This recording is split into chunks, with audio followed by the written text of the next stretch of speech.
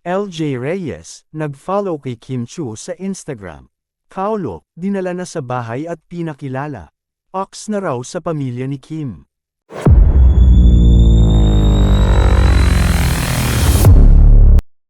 Usap-usapan ngayon ang pag-follow ni LJ Reyes kay Kim Chiu sa Instagram.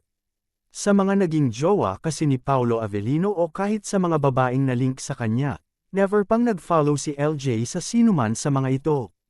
Kaya naman may mga naso-sorpresa kung bakit very fond daw si LJ sa Chanita actress. Natalaki pa ng mga chikadora ang magandang relasyon ni Paolo kay LJ na ina ng kanyang anak na sa ngayon ay kasal na sa kanyang non-showbiz husband na si Philip Evangelista. Pinagpipiestahan din sa social media ang pagdalaw nina Kim at Paolo sa anak ng aktor na si Aki sa California noong nakaraang show nila para sa ASAP sa California. Viral din ang photos ng naging bonding nila as if ipinakikilala na ni Pau sa binata ang bagong Nolly link sa kanya.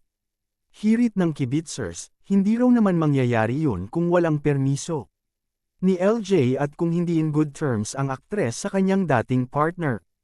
Dahil sa kaganapang ito, may espekulasyon pa ang kibitzers na boto raw si LJ kay Kim na damanoy minamanok nito sa lahat ng mga babaeng na link kay Paolo kaya mega follow ito sa IG.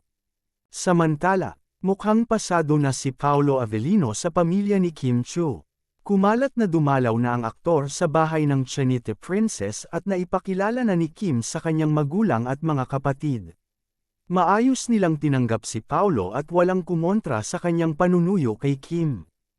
Hindi na rin sila magtataka kung mauuwi sa magandang relasyon ang lahat.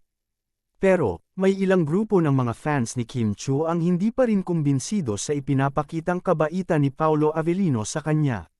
Duda sila kung seryoso ba ang aktor sa panliligaw kay Kim. Hindi kaya sinasamantala lang niya ang pagiging broken-hearted ng Chanita Princess? K-break lang din ni Paolo kay Janine Gutierrez.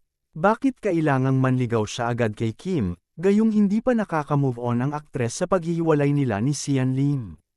Sana man lang ay pinalipas muna ni Paolo ang ilang buwan hanggang sa emotionally ready na uli si Kim upang magmahal. Mas maganda kung manatili muna silang magkaibigan ni Kim upang hindi pagdudahan ang kanyang tunay na intensyon.